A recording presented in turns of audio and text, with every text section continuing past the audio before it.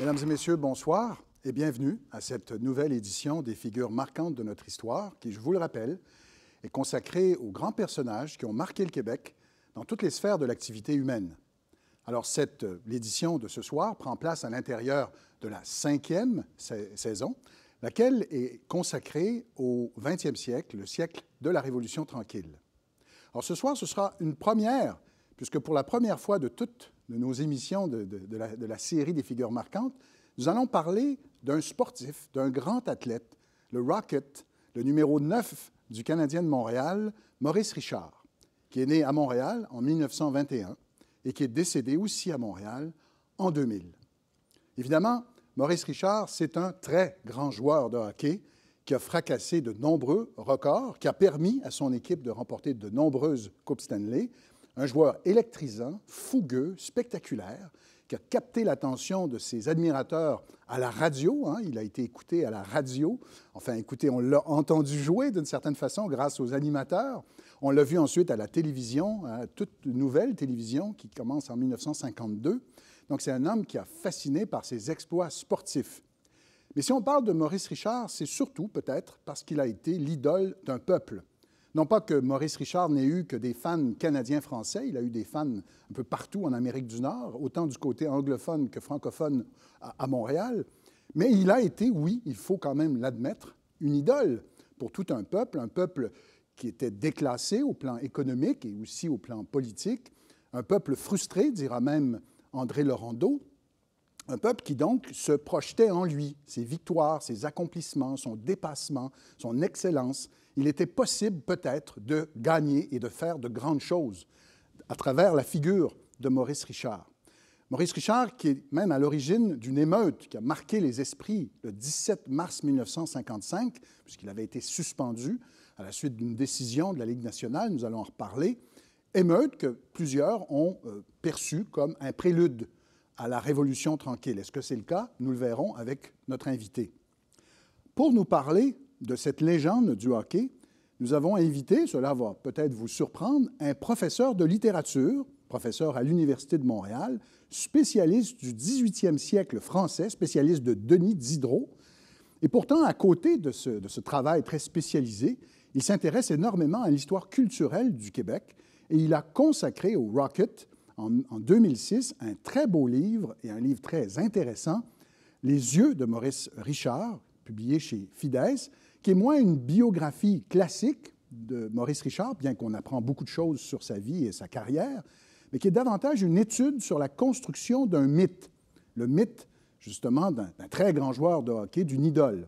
Donc, il me fait vraiment plaisir d'accueillir pour vous ce soir Benoît Mélençon. Bienvenue, Benoît. Bonjour. Merci d'accepter notre invitation. Ça me fait plaisir. Alors, je le disais, écoutez, ça ne va pas de soi qu'un spécialiste du 18e siècle, un spécialiste de Denis Diderot, consacre un livre à Maurice Richard. Qu'est-ce qui vous a amené, et ce livre, c'est celui-là, Les yeux de Maurice Richard, d'ailleurs un très beau livre, très bien illustré. Qu'est-ce qui vous a amené à ce sujet, à cet objet de recherche? Alors, je ne me souviens pas exactement de la date, c'est au début des années 1980, mais je me souviens très bien du déclencheur. Alors, le déclencheur, j'étais assistant de recherche à l'Université de Montréal. On me demande de faire une recherche dans le Petit Journal. Et je tombe sur un article de Louis Chantigny. Alors, Louis Chantigny, c'est un journaliste sportif qui aimait beaucoup montrer sa culture littéraire. Et en octobre 1959, Maurice Richard est toujours joueur actif, il publie un texte qui s'appelle « Une fin tragique pour le Rocket ». Dans ce texte-là, Chantigny raconte la mort de Maurice Richard. Il dit que Maurice Richard est un mythe et il compare... La mort? Il invente la mort de Maurice Richard. Il l'imagine sur le modèle de la mythologie grecque. Il le compare à Icare. Alors moi, je vois ce texte-là, je me dis, non, il faut absolument que j'en fasse quelque chose. Je le mets de côté. Ah oui. Et ensuite, pendant des années, j'ai amassé des textes sur Maurice Richard. Après, je me suis dit, les textes, c'est insuffisant. Il y a des images, il y a des films, il y a des chansons, il y a toutes sortes de choses. J'ai collectionné ça et j'en suis arrivé à me dire, tiens, il y a là quelque chose qui catalyse tellement de choses importantes dans l'histoire culturelle du Québec qu'il faut en faire quelque chose. Donc voilà comment un 18e, tombant par hasard sur un article de journal de 1959, se dit, tiens, quelques années plus tard, je ferai un livre là-dessus. En même temps, tout ce que vous avez appris en littérature, en construction d'un récit, toutes les dimensions symboliques, le langage qui n'est pas juste écrit. Parce que votre livre, je le disais un peu, mais c'est moins une biographie qu'une C'est une histoire culturelle. Alors, je suis donc parti de textes. J'avais ce texte de Champigny, j'en ai trouvé d'autres, je les ai accumulés. Puis là, à un moment donné, je me suis dit non, il y a un pyjama, Maurice Richard. Il y a du pain tranché, Maurice Richard. Il y a du sirop, oui, il y a du sirop d'érable, Maurice Richard. Il y a de la soupe aux tomates. Il y a toutes sortes de produits comme ça. Alors, ça fait partie aussi de la construction culturelle et sociale d'une image comme celle de Maurice Richard. On ne peut pas penser Maurice Richard si on ne prend pas tous ces éléments-là en compte. Alors, il y a des pièces de théâtre, il y a des films. Alors, quand je demande aux gens, il y a des chansons sur Maurice Richard, les gens me disent oui, une, deux. Il y en a 27. Donc des 27 oui. chansons? Oui. Alors, pas toutes interprétées, pas toutes célèbres, hein, vous en doutez bien. Ouais. Mais moi, ça fait partie de mon matériau. Et ce qui est important là-dedans, pour moi, c'est l'accumulation. S'il n'y avait que des textes littéraires ou s'il n'y avait que ces 27 chansons, Maurice Richard ne serait pas ce qu'il est. Il est ce qu'il est parce qu'on a tout ça. Alors, évidemment, ça demande un travail de rapaillage considérable. Les musées ne sont pas très bons pour ça. Les musées ne conservent pas les revues sportives des années 50. Bien, il faut aller les voir. Ouais. Il faut travailler dans les journaux, il faut travailler dans les archives.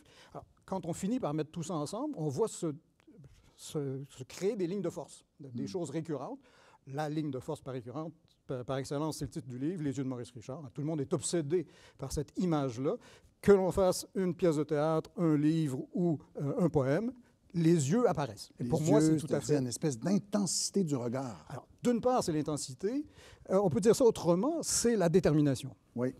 Je peux réussir, je vais réussir, je n'ai qu'un but. Hein, quand on demandait à Maurice Richard ce qu'il voulait faire dans la vie, lui, quand il était joueur actif, il avait une réponse très simple, je veux scorer, scorer, scorer. Donc lui, il voulait marquer des buts, et ça passait par cette détermination incarnée par le regard. Et tout le monde a accroché là-dessus. Alors, qu'il s'agisse de commentateurs anglophones, de commentateurs francophones, c'est pareil. Hein, tout le monde dit, il y a là quelque chose qui caractérise cette personne-là, de façon tout à fait étonnante. Un peu comme, moi j'ai grandi plus à l'époque de Guy Lafleur. J'étais enfant, c'était Guy Lafleur qui était le démon blond. C'était les cheveux. C'était la crinière qui remontait. C'était tellement spectaculaire. Mais votre livre n'est pas une... Vous êtes fasciné par le personnage, vous êtes fasciné par ce qu'il a incarné, mais vous n'êtes pas non plus, je dirais, gaga. Vous n'êtes pas dans une hagiographie. Ce n'est pas un livre d'admiration. Ce n'est pas un livre d'admiration. Justement, est-ce que les admirateurs, les fans, vous l'ont un peu reproché? Est-ce qu'ils étaient un peu déroutés par votre démarche? En fait, je dirais qu'il y a eu deux réactions qui m'ont intéressé à mon livre. La première, c'est les gens qui ont pris conscience de ce dont on parlait, l'accumulation.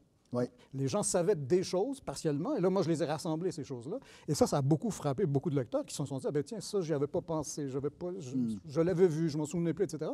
L'autre chose qui a beaucoup étonné, qui a choqué parfois, c'est la partie sur Maurice Richard à l'extérieur du Québec. Oui. Maurice Richard comme figure d'identification chez bon nombre d'anglophones. Oui. Alors, il y a des gens qui découvrent la chose et qui se disent, tiens, c'est étonnant, on n'a jamais entendu parler de ça. On nous a toujours dit que Maurice Richard, c'était une icône québécoise, canadienne-française. Et là, subitement, non. C'est aussi une icône canadienne. C'est aussi une icône canadienne-anglaise. Donc, il y a des gens qui constatent ça. Il y a des gens, par contre, qui, dans certains cas, ont moins apprécié l'affaire. Je me souviens très bien d'un étudiant, après une de mes conférences, me parlant presque avec des sanglots dans la voix. Là, il avait l'impression qu'on lui avait enlevé quelque chose en montrant qu'il n'y avait pas qu'une identification québécoise à cette figure-là. C'était pas seulement notre héros. Exactement, c'est pas notre... Alors moi, c'est pas mon héros, hein, c'est une figure, mais par excellence pour comprendre le Québec de la deuxième moitié du 20e siècle. C'est ça qui m'a intéressé. Quand Maurice Richard prend sa retraite, moi, j'ai 1 an et demi. Donc, je ne l'ai jamais vu jouer. Je suis comme vous. Moi, c'est Guy Lafleur. Mais donc, je peux prendre la distance suffisante pour essayer de faire ressortir comme ça ces deux aspects-là, l'accumulation de la culture matérielle et la dimension canadienne-anglaise, et dire, tiens, qu'est-ce que ça dit, ça? C'est ça le but de l'ouvrage. C'est drôle parce que moi, dans ma famille, mon grand-père écoutait religieusement le hockey donc dès les années 40 et 50, et lui, son joueur, c'était Billy Vaux. Il disait toujours que Maurice Richard était trop énervé. Enfin, il avait moins de sympathie pour le... Il préférait le Grand Bill. Donc, moi, je n'ai pas grandi dans le culte du Rocket, mais quand même, c'est intéressant de... C'était quand même tout un personnage. Parlez-nous maintenant, on va un peu par quelques lignes biographiques. Son milieu d'origine, qu'est-ce qu'on sait de son milieu d'origine et de son ascension jusqu'à la Ligue nationale? Alors, il naît en 1921 à Montréal. Il est l'aîné d'une famille de 8 enfants. Alors, c'est l'époque où les familles sont nombreuses. C'est une famille étendue dans le temps, si je puis dire, parce que... Quel quartier? À Bordeaux. Alors, son frère Henri, il va jouer avec lui dans la Ligue nationale, naît 15 ans après, et c'est l'avant-dernier de la famille. Donc, vous voyez, c'est une famille très, très étendue dans le temps. Alors, son père est ouvrier, machiniste au shop Angus, comme on disait à l'époque. Sa mère s'occupe des 8 enfants. Ce qui est assez amusant, c'est que à la fois la mère et le père vont occuper une place assez grande dans l'imaginaire photographique autour de Maurice Richard. Oui, hein? On les voit revenir continuellement. Moi, l'exemple qui m'amuse le plus pour ça, c'est à Boston, en 1956, quand la mère de Maurice Richard est nommée Hockey Mother of the Year, la mère de l'année au hockey, à Boston, parce que c'est la mère de Maurice et parce que c'est aussi la mère d'Henri. On voit souvent représenter Maurice Richard, soit avec son père, soit avec sa mère, soit avec les deux. Et on va le voir ensuite. Lui, il va avoir une famille assez nombreuse, il va avoir 7 enfants. 7 enfants, 7 oui. enfants. Et on va voir aussi à ce moment-là Maurice Richard représenté avec ses propres enfants. Alors, je dis beaucoup, quand je parle de Maurice Richard, qu'on a là l'objet d'une transmission familiale. Bien, ça passe par des images comme celle-là. On voit le fils, puis on voit le mari, puis on voit le père. Puis à un moment donné, on va voir le grand-père arriver. Il y a toutes sortes d'images comme ça qui montrent que Maurice Richard, c'est un proche. C'est quelqu'un comme nous, hein, qui vient d'une famille, qui a une famille, qui élève sa famille, qui fait la lecture à ses petites filles quand il est plus âgé. Ça, pour moi, c'est tout à fait significatif de ce que c'est qu'une icône québécoise. C'est une icône qui est à la fois dans la grandeur, grand joueur de hockey, et dans la proximité. C'est quelqu'un comme nous, c'est quelqu'un qui nous ressemble. Et de ce qu'on sait de son parcours de jeune joueur, est-ce qu'on sent dès le début, de ce qu'on sait, hein, est-ce qu'on sent dès le début qu'il a la graine pour être un grand joueur de hockey? Il a manifestement une passion pour le hockey, ça c'est très clair. La rumeur, le mythe, l'histoire dit qu'il avait des identités d'emprunt. Il voulait jouer dans plusieurs équipes. Il n'avait pas le droit de jouer sous un seul nom, donc il jouait dans d'autres équipes. Par exemple, sous le nom de Maurice Rochon, donc MR, les mêmes initiales. Alors, on voit assez vite qu'il s'intéresse au hockey, mais on n'est pas du tout, ça c'est très important, du tout dans l'époque moderne du hockey, où les joueurs sont repérés à 12, 13, 14 ans, et on sait qui sera la prochaine vedette. Exact. C'est pas du tout le cas de Maurice Richard. Donc, il monte dans les rangs, il joue au Parc La Fontaine, il va jouer à Verdun, il joue pour l'équipe de formation des Canadiens, les Canadiens seniors. Il arrive avec les Canadiens en 1942. Les gens s'attendent à ce qu'il soit intéressé puisque c'est ce qu'il fait et il a bonne réputation, mais il a aussi la réputation d'être très fragile. Alors, il est blessé régulièrement au début de sa carrière, ce qui n'augure pas très, très bien. Hein. On le surnomme aujourd'hui le Rocket. À une époque, on le surnommait Bones parce que ses os se brisaient facilement. Mais il n'est pas du tout avancé. Oui, parce que physiquement, ce n'est pas un colosse. Pas du tout. Alors, quand on regarde les livres de statistiques, on nous dit qu'il mesurait 5 pieds 10, il pesait 195.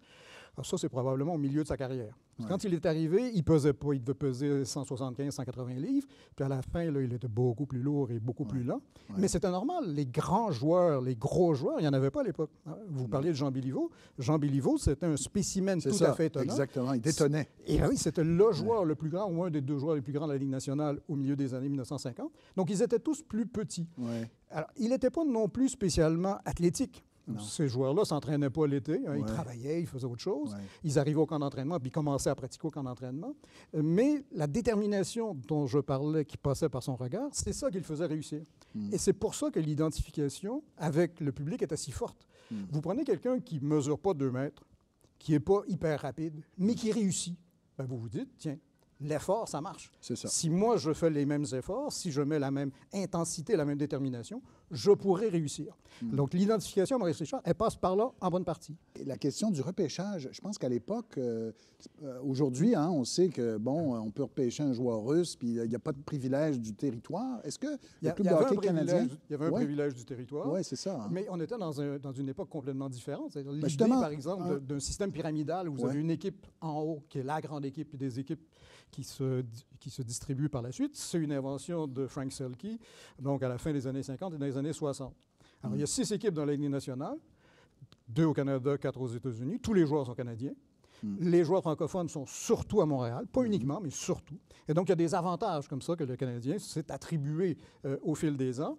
Et ça correspond bien sûr à l'image que l'équipe a ensuite voulu vendre. Parce que ce n'était pas simplement une question d'ethnicité des Canadiens français, c'était aussi une question de style de jeu. Oui. Alors, les Canadiens français, de l'époque, ont dit qu'ils étaient rapides. D'où Flying Frenchmen. Les Flying Frenchmen, on répétait ça. Moi, j'avais mon grand-père aussi, je m'excuse, je ne vais pas parler de lui toute la soirée, mais il était très nostalgique des clubs, hein? Il disait que tout s'était écroulé après. Les clubs originaux, Oui, à partir de 67, il y a l'expansion, et c'est fini après c'est ça, exact. Oui. J'ai tellement entendu cette rengaine. Mais donc, 6 clubs, et là, les joueurs ne sont pas les stars d'aujourd'hui. Je veux dire, en termes de statut, ils n'ont pas les mêmes rémunérations. Ils ne sont pas très bien payés. Il y a une pièce d'archive assez étonnante. Un jour, on entend Butch Bouchard, donc Émile Bouchard, qui est l'ancien défenseur des Canadiens, avec Maurice Richard. Ils font un genre de petite grève à une époque parce qu'ils ne sont pas très bien payés. Et Émile Bouchard, cette phrase très étonnante, il dit « Après tout, là, je ne peux pas trop me plaindre, je gagne 3 fois le salaire d'une police. » Alors, évidemment, les joueurs d'aujourd'hui, ils sont sur une autre planète, sur le plan salarial. Vous, je ne sais pas, mais moi, un salaire de 10 millions par année, je ne sais pas ce que c'est. Je n'arrive même pas à comprendre ce que ça représente. Alors là, chez Émile Bouchard, au milieu des années 50, il y a encore cette idée-là. Hein. On est dans quelque chose de proche, encore une fois. C'est normal qu'on gagne de l'argent parce qu'on est bon, parce que l'équipe gagne, parce que nos patrons font de l'argent.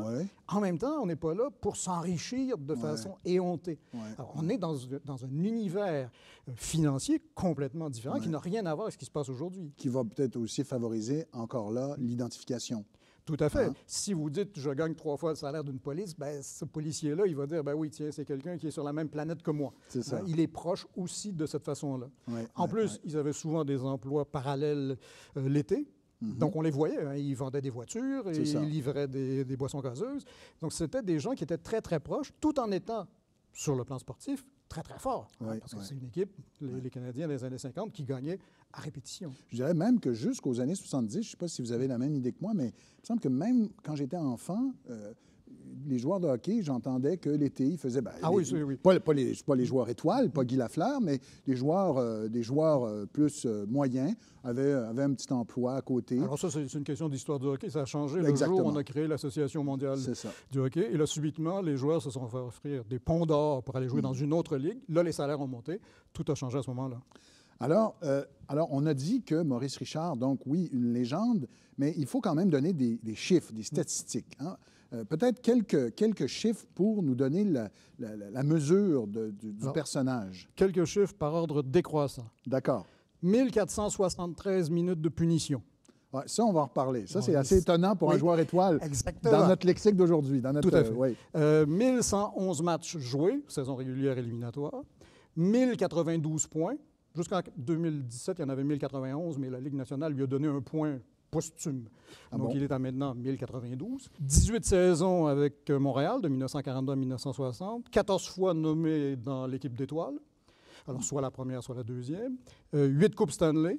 Un titre de joueur le plus utile à son équipe, 1946-47. Et un dernier chiffre, 0. Il n'a jamais gagné le championnat des compteurs. Ah non? Jamais. Alors, il a souvent marqué le plus grand nombre de buts. C'est pour ça que la Ligue nationale a créé, il y a quelques années, un trophée qui s'appelle le trophée Maurice Richard, qui est remis au franc-tireur, celui qui marque des buts. Mais au total des buts et des passes, non, Maurice Richard n'a jamais gagné le championnat des compteurs. En gros, c'était quoi? C'est Gordie Howe qui l'a surpassé? C'est quel joueur? Parfois, c'était ses propres joueurs. Ah oui. Hein? C'est arrivé à un moment, on en reparlera, en 1955. Il s'est fait dépasser au fil d'arrivée par Bernard Geoffrion. Mais oui, alors, c'était celui qui marquait. Donc, il y avait beaucoup de buts, mais les joueurs qui avaient beaucoup de passes, c'était des gens proches de lui, souvent, Elmer Lack, Blake, qui l'aidaient et qui, eux, avaient beaucoup de passes parce qu'il y avait devant eux ce buteur. Alors, donc, une légende sur le plan statistique qui a marqué beaucoup, qui a vraiment des données assez spectaculaires, mais c'est surtout des événements. Je veux dire, la légende de Maurice Richard, parce que des joueurs qui ont ce que vous décrivez là, je veux dire, maintenant, il y en a un bon nombre, et puis ils n'ont pas tous marqué notre imaginaire, même si on est des fans de hockey, là, je veux dire. Alors que Maurice Richard a marqué les esprits. Et il a marqué les esprits, vous nous dites, dans votre livre, et c'est très convaincant, autour de quelques événements vraiment marquants, d'ailleurs, repris en bonne partie dans le beau film, je serais curieux d'avoir votre opinion, de Charles Binamé. On en reparlera peut-être à la fin. Mais donc, je vous donne je vous en donne 4. Vous allez nous les raconter brièvement. Bien sûr. 4 événements. Le premier, c'est le 23 mars 1944, le Canadien affronte les Maple Leafs de Toronto. Alors, tous les événements dont on va parler ont une caractéristique. Maurice Richard est jeune. Oui, c'est vrai. Il vient d'arriver. On ne sait pas encore. Nous, on sait qui c'est Maurice Richard. Et il va faire des hauts faits d'armes. Il va réaliser des hauts faits d'armes. Ce soir-là, son équipe gagne 5-1. Il marque les 5 buts. Non seulement il marque les 5 buts, mais il gagne la 3e étoile, la deuxième étoile et la première étoile. C'est la seule fois où c'est arrivé. Alors, on ne sait pas très bien d'ailleurs quel journaliste lui a attribué comme ça les 3 étoiles. Il y a des versions divergentes là-dessus. Mais là, vous avez quelqu'un qui marque tous les buts de son équipe et qui remporte tous les honneurs. Et il a 22 ans, on est en 1944. C'est drôle parce que les 4 événements dont on va parler, là, moi, je suis né en 1969. Je ne suis pas particulièrement un passionné de hockey, mais je connaissais ces événements-là. Non, mais c'est incroyable, oui. c'est incroyable. C'est pour ça que c'est un mythe. Exactement. Vous avez absolument... Donc, deuxième événement, on est toujours dans la même année de 1944. Et là, vous parliez de l'homme de famille. On va voir que ça a du sens dans ce cas-là. 28 décembre 1944, une très grosse journée pour Maurice Richard. Il déménage, il aide quelqu'un à déménager, il arrive... Le 28 décembre, oui. Fait qu'on imagine que c'est pas facile, le déménagement le 28 décembre. Il arrive au forum et il dit à son entraîneur, « Je ne suis pas très en forme, je viens de faire de gros efforts, je ne sais pas ce que ça va donner ce soir. » Son équipe gagne 9-1, il a 5 buts, 3 passes. Alors, cet épisode-là va être repris continuellement. On a beaucoup demandé à Roy Dupuis, par exemple, d'incarner Maurice Richard à cause de ses yeux. Oui. Il y a au moins 3 films ou courts-films avec Roy Dupuis incarnant Maurice Richard le 28 décembre 1944. Ah oui. Hein? C'est vraiment le moment, il y a des moments comme ça de cristallisation. On dit, tiens, c'est ça qu'il faut raconter. C'est parce qu'on aussi, on peut pas... Là, vous parliez de l'identification. On a tous fait des déménagements, surtout quand on était jeunes. Oui. On déménageait nos amis, nos cousins, nos frères, notre frère. Et puis, on sait l'épuisement auquel on se retrouve. Aujourd'hui, les joueurs de hockey n'aident personne à déménager. on peut probablement s'entendre là-dessus. On s'imagine, en effet. Puis, oui. Puis même quand on était jeune, on était épuisé. Alors, bon, 3 février, donc, on voyait, on est à peine... les 2 saisons qui suivent. À peine un mois plus tard, 3 février 1945, un but qui va marquer les esprits. Alors, quand on demandait aux adversaires de Maurice Richard de décrire son style de jeu, les gens disaient, entre la ligne bleue et le filet adverse, il n'y a personne qui peut l'arrêter. C'est un torrent. C'est quelqu'un qui est impossible à arrêter. Il explose. Et là, ce soir-là, il a un joueur sur le dos qui s'appelle Earl Seabird, qui est un très gros joueur, très, très lourd, et il fonce quand même. Alors, il y a toutes sortes de récits de ce but-là, qui sont des récits tous de son compte de 3e ou de 4e main, parce qu'on n'a pas d'image. On n'a pas d'image. On n'a que la radio. Mais à la radio, ce soir-là, Michel Normandin dit, en décrivant ce but, « Un jour, les poètes chanteront ce but. » Il dit ça? Il dit ça en ondes. Alors, là, en février 1945, alors, à partir de là, les gens vont faire toutes sortes de récits. Hein. Maurice Richard entre à la ligne bleue, Earl Seabird est accroché après lui, il marque son but et d'un coup d'épaule, il le rejette dans le coin de la patinoire. Donc les gens, et c'est ça la beauté de la radio, hein, les gens peuvent imaginer ce qui s'est passé. Ils ne l'ont pas vu. Et donc, ils se font, chacun se fait son récit. Évidemment, ces récits-là, plus ils sont éloignés, plus on en ajoute des couches. Hein. Ouais. Parce qu'évidemment, un joueur sur les épaules, Maurice Richard, c'est pas assez, ça. On va vous dire, Maurice Richard, il marquait des buts avec 2 joueurs accrochés après lui. 3, 4, 5... Et en plus, étrangement, c'est toujours des Anglais. Ah oui, c'est toujours ceux-là qui sont accrochés après lui. Ça nourrit le récit. La même année, le 18, donc encore là, c'est tout près, tous ces événements-là, les 3 derniers sont très, très rapprochés. Le 18 mars 1945, un record qu'on mettra beaucoup de temps à 36 ans. Alors, 50 buts en 50 matchs, mais évidemment, il ne va pas faire 50 buts en 46 matchs, ou en 47, ou en 48, ou en 49. Il va attendre au 50e match pour réussir son 50e but. C'est ce qu'il a dit? Non, mais c'est comme ça que ça arrive. C'est comme ça que c'est présenté. C'est comme ça que c'est présenté. Alors, c'est encore mieux, bien sûr, hein, parce qu'on sent la pression monter, la pression médiatique, la pression monter sur lui. Est-ce qu'il va réussir à atteindre ce plateau que personne n'a jamais atteint? Si, il va réussir, mais il va réussir de façon encore plus spectaculaire. Ce n'est pas simplement un record, c'est un record fait de façon tout à fait inattendue. Plus personne ne l'attend, et pourtant, il réussit. C'est important, vous disiez, tout ça, c'est à la radio. Ken Dryden, l'ancien gardien des Canadiens, a eu cette phrase magnifique un jour. Il a dit « Il ne s'est jamais joué un mauvais match de hockey à la radio. Ouais. » Tous les matchs de hockey à la radio sont bons. Alors, les images apparaissent, vous le disiez, en 1952 avec la télévision. Rapidement, en plus. Hein, rapidement, il y a des images, mais des parties, des bouts du match. On n'a pas tout de suite le match au complet. Les foyers québécois sont équipés de la télévision très, très vite. Hein, 60% en 1956. Donc, les gens pourraient le voir, mais ils ne voient jamais toujours le match. Donc, la plupart des récits mythiques autour de Maurice Richard, ces hauts faits d'armes dont on parle, ils sont arrivés avant. Alors, il y a ce match du 8 avril 1952 où Maurice Richard se fait assommer sur la glace. Il rentre au vestiaire, il revient, puis il marque le but qui va aider son équipe à gagner. Il est inconscient, il ne sait pas qu'il est là. Il y a une photo après le match, on le voit ensanglanté avec son père. Il est dans le vestiaire. Roch Carrier raconte ça, lui, dans un de ses livres. Il vous décrit la scène avec des détails d'une précision totale. Maurice Richard écrasé sur la glace comme un Christ en croix ensanglanté. Il n'a rien vu de tout ça. Il a entendu ça à la radio alors qu'il était tout petit. Il a construit ce récit-là. Quand on lit les témoignages d'époque sur Maurice Richard, ce n'est pas la télévision. Presque personne ne parle de la télévision. Tout le monde parle de la radio en disant « c'est comme ça que je l'ai découvert ». Maurice Richard a découvert le Forum le jour où il est allé au Forum. Quand il est allé au Forum la première fois, pour jouer, il n'a jamais mis les pieds là. Il savait ce que c'était que le Forum par la radio. Donc, il était, comme tous les gens autour de lui, formé à entendre, à écouter les matchs et pas à les voir. C'est intéressant ce que dit Conn Dryden, en effet, avec on pourrait dire un animateur comme Michel Normandin. Lui aussi, on m'en a parlé, il faisait aussi les descriptions, je pense, des matchs de lutte. Oui, tout à fait. Il avait une voix, paraît-il, il était électrisant à écouter.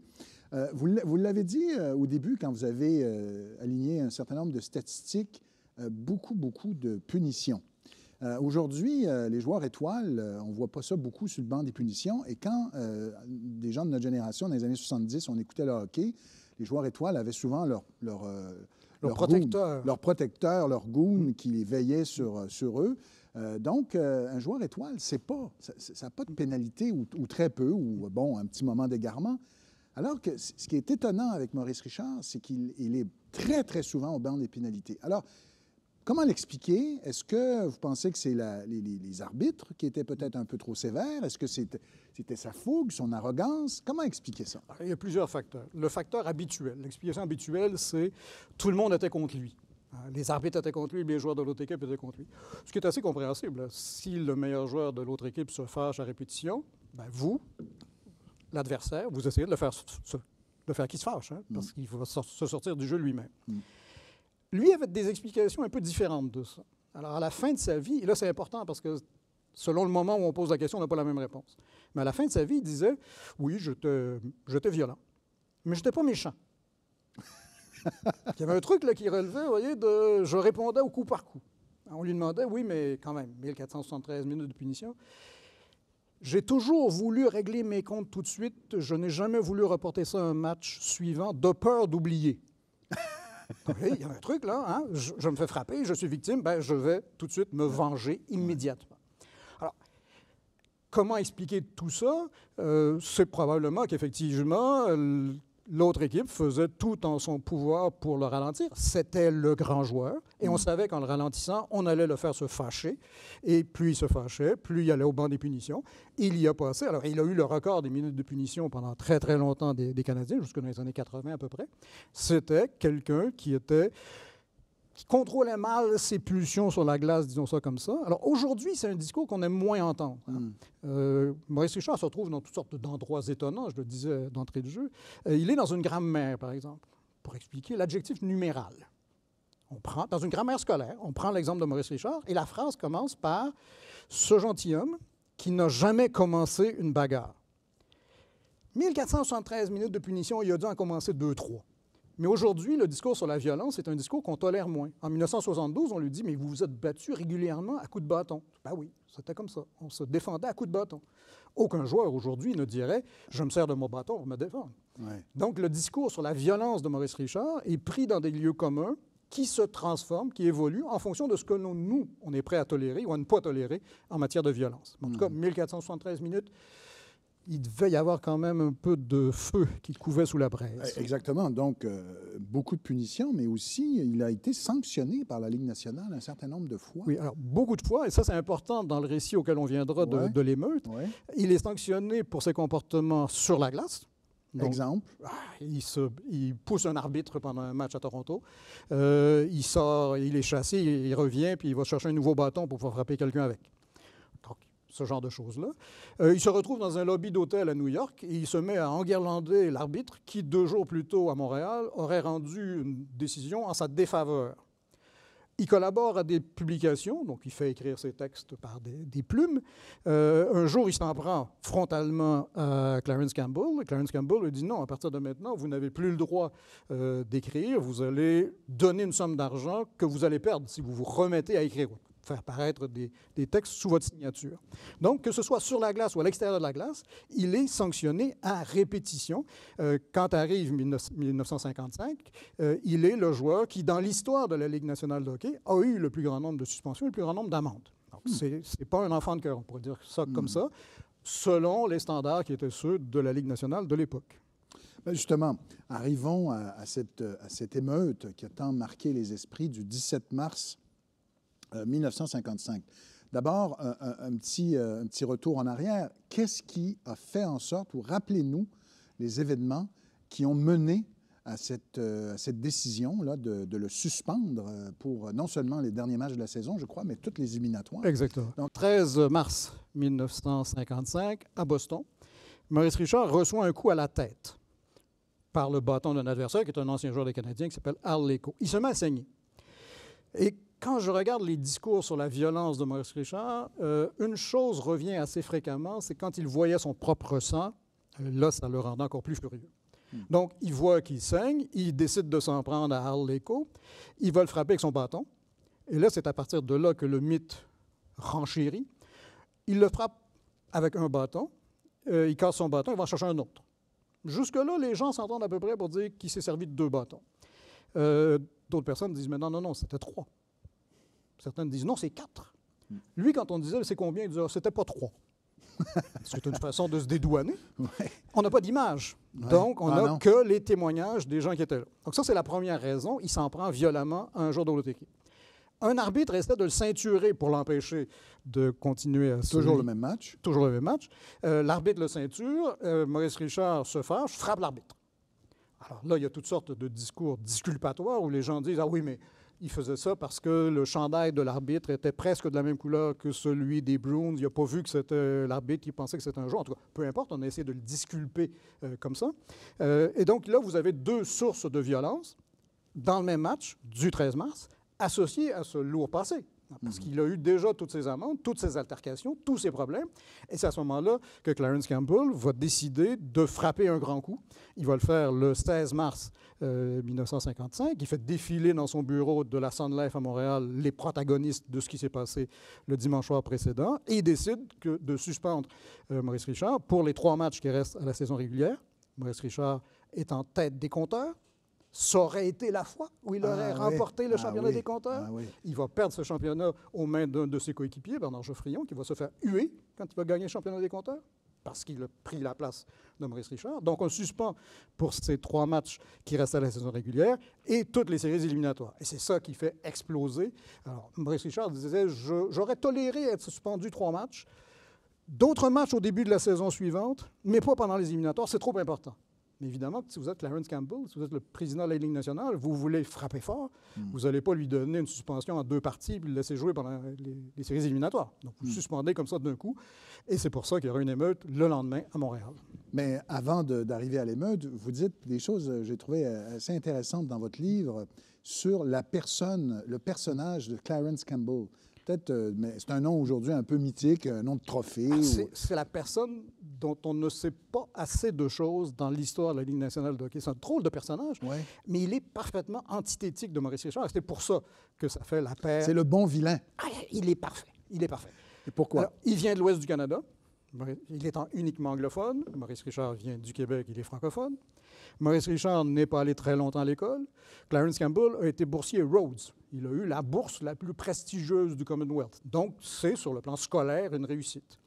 Maurice Richard aurait voulu participer à la Deuxième Guerre mondiale. Il a été réformé, probablement 2 fois, parce que trop fragile, ce que je trouve assez drôle pour quelqu'un qui a ensuite eu une saison de 18 ans dans la Ligue nationale. Une sorte de modèle de virilité. Exactement, c'est ça. Mais donc, il a été réformé, alors que Clarence Campbell va, lui, participer à la guerre.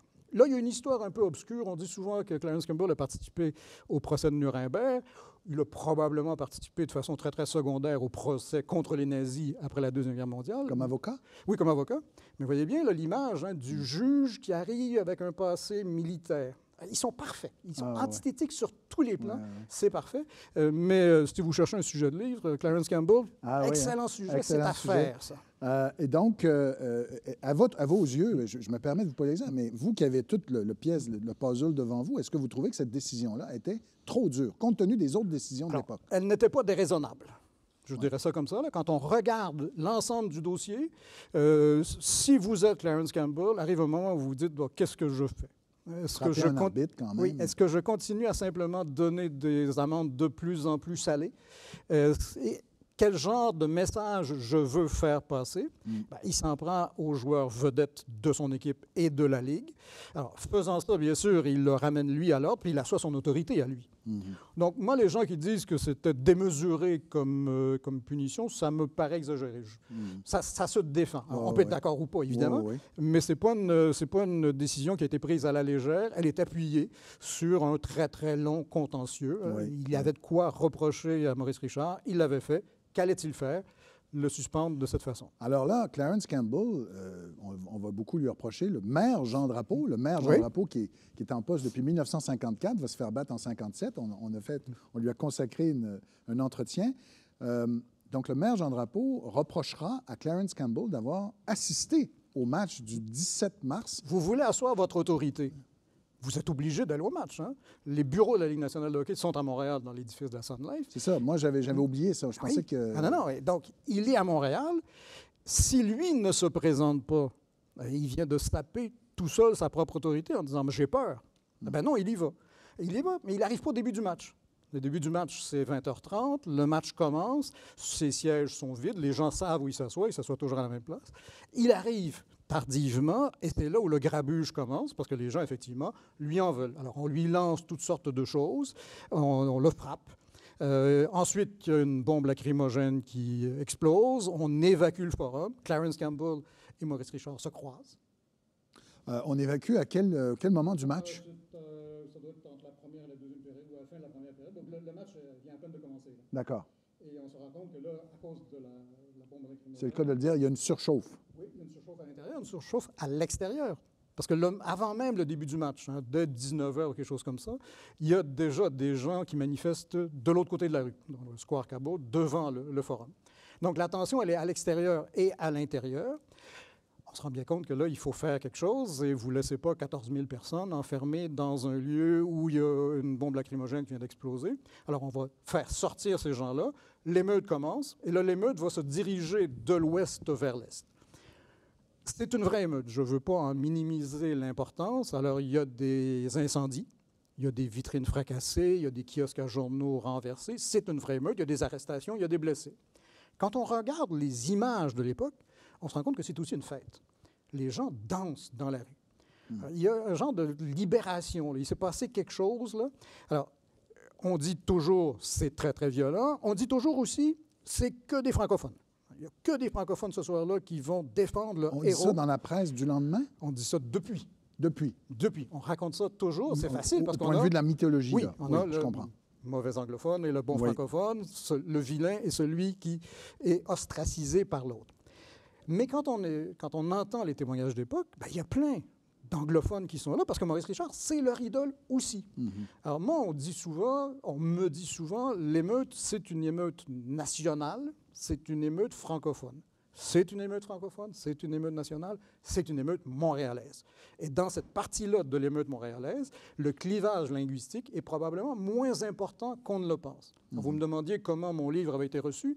Là-dessus, j'ai un certain nombre de prises de bec quand des gens me disent non, c'est clair, c'était les francophones, c'était leur héros ce soir-là qui avait été défait et qui allait reconquérir son public par personne interposée par l'émeute. Ce n'est vrai que partiellement. J'insiste, c'est vrai qu'il y a cette dimension nationaliste, c'est vrai qu'il y a cette dimension linguistique, il n'y a pas que ça. Et qu'est-ce qu'on sait de la réaction de Maurice Richard? Je veux dire, il devait être quand même un peu sous le choc. Il est sous le choc, mais il est absent. Parce que dès que le forum est évacué, lui, il part. Lui, il ne voit pas l'émeute. On lui raconte l'émeute, il l'entend à la radio, comme tout le monde. Le lendemain, il va faire une déclaration alors, à la radio, à la télévision, en français, en anglais, pour dire, j'aime bien citer cette phrase, hein, je demande à mes supporters de ne pas faire de trop bœuf. Il le dit au moins 2 fois, je ne veux pas de trop bœuf. Je vais revenir l'année prochaine, puis on va gagner. Donc, il veut calmer le jeu, mais c'est déjà fini à ce moment-là, parce que ça a duré 5 ou 6 heures. C'est le soir même ou c'est le lendemain? C'est le lendemain qu'il fait ça. Donc, l'émeute est déjà finie. Mais il se sent obligé, bien évidemment, de prendre la parole. Est-ce qu'il a eu des pressions? Alors ça, je ne sais pas, probablement. Soit des pressions externes, soit des pressions internes. C'est-à-dire, vous êtes, vous, dans cette position-là, qu'est-ce que vous faites? Vous ne pouvez pas garder le silence, j'imagine.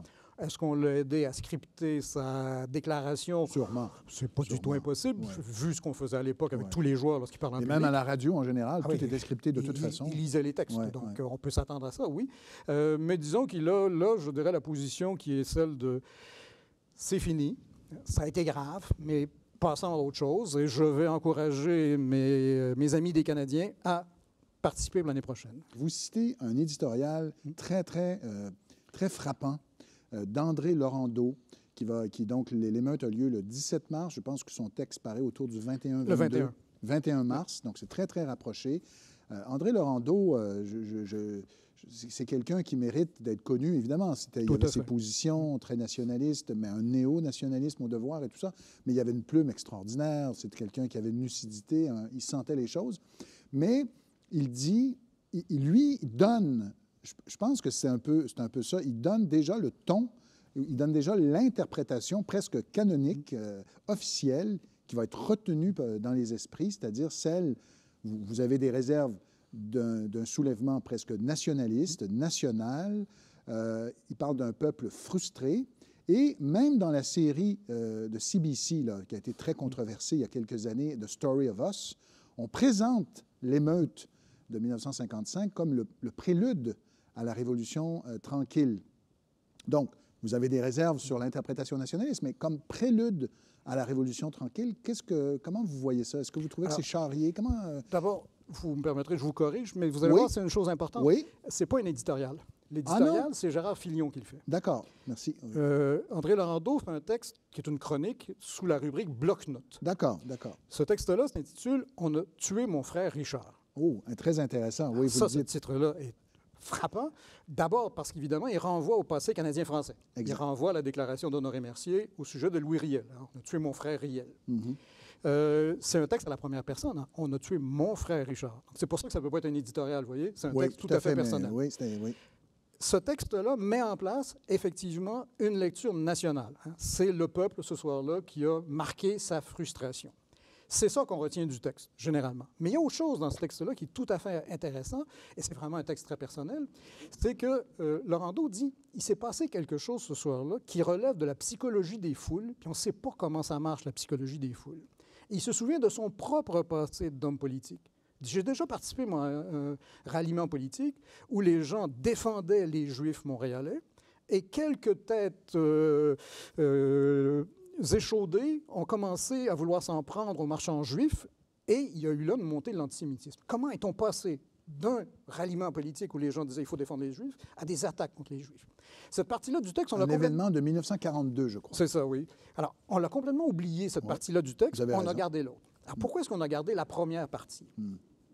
L'association entre la Révolution tranquille et l'émeute, ce n'est pas du tout un fait spontané, naturel. Vous êtes historien, vous le savez aussi bien que moi, c'est une construction. C'est un récit, c'est une histoire qu'on se raconte. On n'a pas commencé à se la raconter, cette histoire-là, en 1960. On n'a pas commencé en 65. On n'a pas commencé en 70. On a commencé vers 75-80. C'est à ce moment-là qu'on s'est dit, tiens, il y a la montée d'un néo-nationalisme qui va culminé avec l'élection du premier gouvernement du Parti québécois en 1976, bien là, il faut trouver des antécédents. Il faut remonter le temps. Et là, on a remonté en cherchant quelles seraient les graines qui auraient permis à l'éclosion de la Révolution tranquille. Donc, on est bel et bien dans la construction d'un récit devenu hégémonique aujourd'hui. Hein. Tout le monde dit, c'est l'émeute qui annonce la Révolution tranquille. Alors, je ne dis pas qu'il n'y a pas de relation entre les deux, encore une fois, je dis simplement, attention, ce récit-là, il s'est construit progressivement et il a pris assise, en partie sur le texte de Laurendeau, parce que le texte de Laurendeau met la table en disant, c'est un peuple frustré qui montre sa frustration ce soir-là, il minimise le rôle de Campbell en disant il se trouve que ce soir-là, c'était lui, que c'est un anglophone, mais il y a autre chose de plus profond dans le peuple, lui aurait dit canadien-français, dans le peuple québécois, qui explique ce qui s'est passé. Mais on a là, vous voyez, un beau récit. De la même façon qu'on a un récit parfaitement antithétique, Campbell-Richard, on a un récit parfaitement linéaire, l'émeute, la Révolution tranquille. Alors, évidemment, cette émeute va contribuer à nourrir la légende de ce personnage. Et vous considérez que cette espèce d'image-là, je suis certain qu'on va la montrer mieux à l'écran pour nos téléspectateurs, donc les yeux de Maurice Richard, cette image va faire aussi de lui. Alors, parlez-nous, pourquoi vous avez retenu cette image pour ce livre et en quoi, justement, la légende et l'émeute, tout ça contribue à faire de Maurice Richard le mythe? Alors, cette photo, elle paraît dans une revue américaine en 1955. La revue est datée d'avril 1955 et ça porte, on est toujours dans la même chose, ça porte sur les Flying Frenchmen. C'est un article d'une revue qui s'appelle Sport, dans laquelle on parle des Canadiens, on parle de Maurice Richard, on représente cette photo-là. Le 17 mars 1955, Sport fait sa publicité sur les murs du Forum, on le voit dans les images, avec cette photo-là. Cette photo-là, elle est sur les murs du Forum le soir du match. Ce que je fais dans mon livre, c'est que je la mets à côté d'un tableau du 17e siècle, qui est un tableau de Giordano, qui est la représentation de Saint-Sébastien. Et quand on met les deux images l'une à côté de l'autre, on se dit c'est quand même d'étranges ressemblances. Cette photo-là, c'est une mise en scène. Personne ne pose comme ça naturellement. Non. Le photographe, inconnu, a demandé à Maurice Richard de poser comme ça. Alors, mon hypothèse, elle est la suivante. Elle n'est pas toujours également respectée, reçue. Les gens qui entraient au Forum avaient sous les yeux déjà un martyr. Ils avaient déjà Saint-Sébastien sous les yeux. J'ai fait l'exercice, je le montre à des gens d'un certain âge, parce que ça prend une culture, alors soit picturale, soit religieuse, soit les deux pour faire que la ressemblance ait du sens. Mais quand je montre les deux photos, les gens disent c'est Saint-Sébastien. Donc, il y a là un martyr. C'est l'élément catalyseur du mythe. Il y a eu des très grands joueurs dans l'histoire de Montréal. On a parlé de Jean Béliveau, on a parlé de Guy Lafleur. Ce ne sont pas des mythes parce qu'ils n'ont pas ce moment-là déterminant dans leur carrière où tout change. Et les gens savent tout de suite que tout change. Je vous disais, Louis Chantigny, en 1959, parle de Maurice Richard comme d'un mythe. Bien, on parle de Maurice Richard comme d'un mythe en 1956. Dans un roman qui s'appelle Les Inutiles d'Eugène Cloutier, qui décrit précisément l'émeute. On décrit l'émeute, puis on dit ce soir-là, et ça c'était l'année suivante, là, ce soir-là, Maurice Richard est devenu un mythe. Alors, il y a peut-être même des occurrences antérieures de ce mot-là, mais il y a une prise de conscience que quelque chose a changé. Ce n'est plus simplement, comme il le dit lui-même, je ne suis rien qu'un joueur de hockey, ce n'est plus simplement qu'un joueur de hockey, c'est quelqu'un qui est investi d'un autre sens. Je ne suis pas sûr qu'on sache encore en 1955, 56 et dans ces années-là ce que sera ce sens. Mais il y a là quelque chose qui le caractérise par rapport à tous ceux qui l'ont précédé et par rapport à un bon nombre de gens qui vont le suivre. C'est pour ça que c'est une pièce centrale de la mythification. Hein. Il y a une rupture dans le temps. C'est ça un mythe, c'est une rupture dans le temps, puis on donne un sens nouveau à ce personnage qui vient de connaître quelque chose que personne n'a jamais connu. Alors, comment se termine la carrière de Maurice Richard? Lentement. Sur le plan sportif. Alors, il a commencé blessé, il finit blessé. Ah, oui. Il est un des joueurs les plus âgés de la Ligue nationale, sinon le plus âgé quand il prend sa retraite en septembre 1960. Quand on regarde les images d'époque, on se dit, mais non, c'est au ralenti, ça.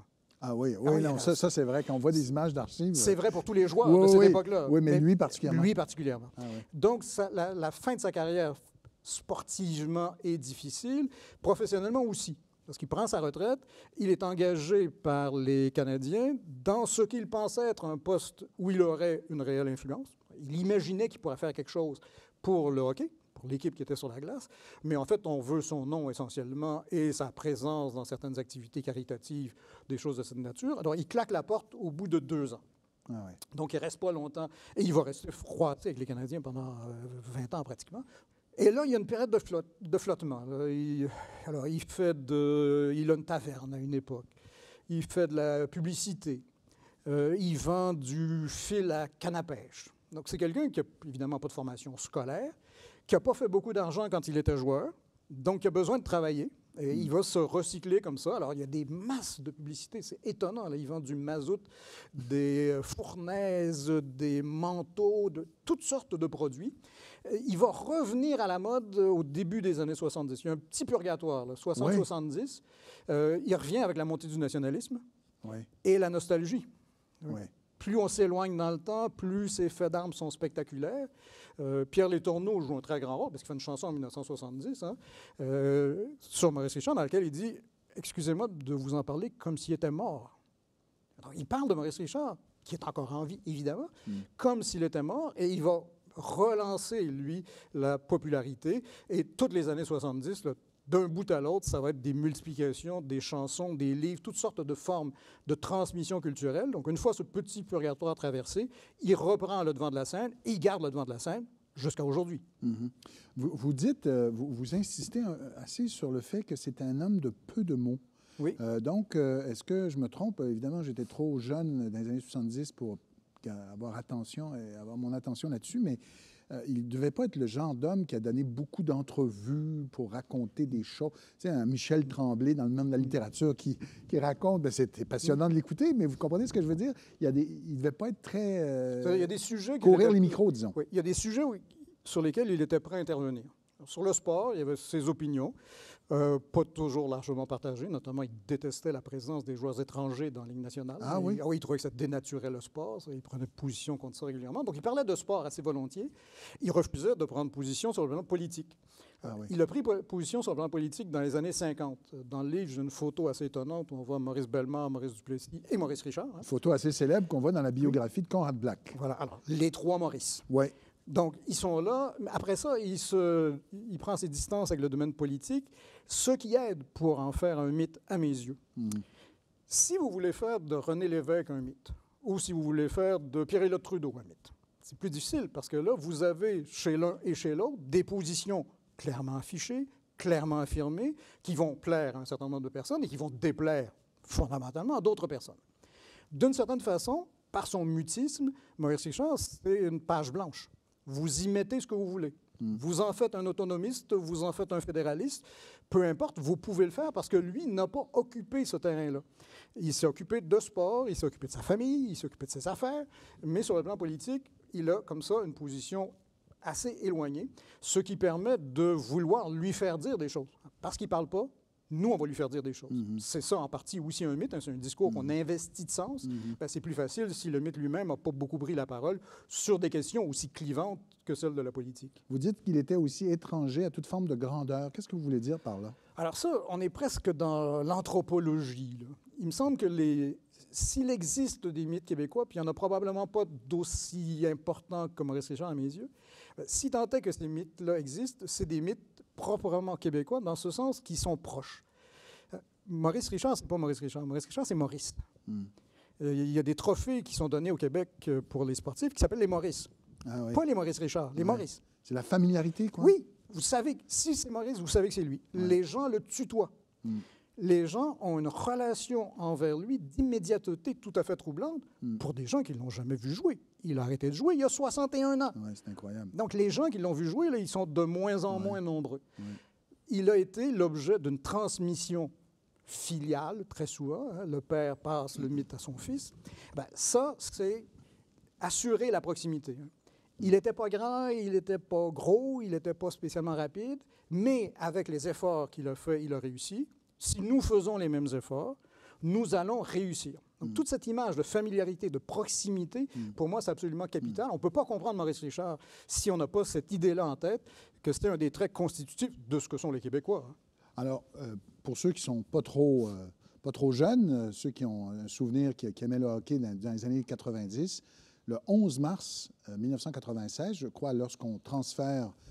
lorsqu'on ferme le forum, puis tout va se passer maintenant au Centre Bell, où on inaugure le Centre Bell, je me souviens. Centre Molson à l'époque. Le Centre Molson à l'époque. Il y a une sorte de cérémonie et les gens vont être très marqués par ce qui va se passer ce soir-là. Peut-être, il nous reste peu de temps, nous raconter un peu cette soirée mythique. Les anciens Canadiens, les anciens capitaines des Canadiens sont là. Ils portent leur uniforme rouge et il se passe le flambeau emblématique des Canadiens de Montréal. Le dernier qui reçoit le flambeau, c'est Maurice Richard. Alors là, il y a une ovation et il pleure. Alors, les yeux de Maurice Richard, c'est aussi ça. C'est la détermination, mais c'est aussi les larmes. Il pleure. Si vous regardez sur YouTube, vous allez voir qu'il pleure probablement 7 minutes. L'ovation doit durer quelque chose comme 7 minutes. Mais le discours mythique n'aime pas ça, 7 minutes. 8, 9, 10. Aux dernières nouvelles, j'étais rendu à 20 minutes. Donc, les gens se sont inventés une soirée. Hein, c'était le grand moment de reconnaissance, le moment d'un passage. On quitte ce lieu emblématique qu'est le Forum pour aller dans un lieu qui n'a évidemment pas la même histoire, par la force des choses, et il va ouvrir. Bien, ce soir-là, c'est le moment où on rend hommage collectivement à Maurice Richard. Maurice Richard reçoit douloureusement cet hommage par ses pleurs, mais 7 minutes, c'est pas assez. Donc, on va créer un autre récit mythique. Et là, on est en 1996. Incroyable. Ça fait 36 ans qu'il n'a pas joué. Ouais. Les gens qui sont là ne l'ont pas vu jouer. Et ils sont marqués, eux aussi, par cette cérémonie. Alors, le flambeau est devenu le symbole commercial des Canadiens depuis quelques années. C'est aussi le symbole d'une transmission. C'est un legs. On se passe le flambeau. Alors, on se souviendra aussi de ces funérailles grandioses. On n'a pas le temps d'en parler. En terminant, il nous reste 1 minute, un peu plus d'1 minute. Est-ce qu'un tel héros est encore possible? Est-ce que c'est possible qu'aujourd'hui, à l'ère des réseaux sociaux, à l'ère à notre époque d'égalité démocratique, je ne sais pas, est-ce qu'on peut encore imaginer un tel héros sortir du lot? Je vous pose la question. La réponse simple, non. Pourquoi? Premier aspect, les joueurs de hockey sont devenus de tels sportifs que l'identification ne passe plus. Vous regardez Michael Jordan jouer au basket et il suspend temporairement la loi de la gravité. Il s'envole, puis vous dites, je ne peux pas faire ça. Vous pouvez aspirer, vous pouvez aimer ça, vous pouvez admirer. Les médias, on sait tout des gens autour de nous. Plus vous en savez, plus il est difficile d'héroïser qui que ce soit. La question de l'argent. La question de l'argent vous coupe. Alors, sur ces 3 plans-là, on a la même chose. L'identification est brisée. On peut trouver des figures dans lesquelles on va vouloir se reconnaître, dans lesquelles on va vouloir investir, mais pas dans la durée. La durée est devenue ce qui ne marche plus dans le sport. Maurice Richard joue 18 ans à Montréal. Henri Richard fait toute sa carrière à Montréal. Jean Béliveau fait toute sa carrière à Montréal. Les grands sportifs sont devenus des mercenaires. Ils jouent pour une équipe, ils partent après quelques années, ils s'en vont ailleurs. Comment vous faites pour vous identifier à quelqu'un qui a été proche et qui ne l'est plus? Qui ne l'est plus parce que vous savez toute sa vie privée, parce que vous savez combien d'argent il gagne. On peut donc rêver d'avoir des modèles. Des modèles, oui, sans aucun doute. Mais des mythes comme Maurice Richard, non. Benoît Mélenchon, je vous remercie infiniment pour cet entretien. C'était passionnant. Et j'invite nos téléspectateurs à lire son ouvrage, qui est maintenant en livre de poche, je crois. Oui. Donc, Les yeux de Maurice Richard. Mais si vous trouvez l'édition originale, qui est peut-être dans les livres usagés, dans les bouquineries, je vous invite vraiment à l'acheter parce qu'on a énormément d'images, d'une belle iconographie. En pleine page. Oui, non, mais c'est pas tous les ouvrages qui ont un souci esthétique comme votre livre et vraiment, ça vaut la peine. Donc, il faut absolument lire Les yeux de Maurice Richard, Benoît Mélenchon. Merci beaucoup, donc, et à bientôt.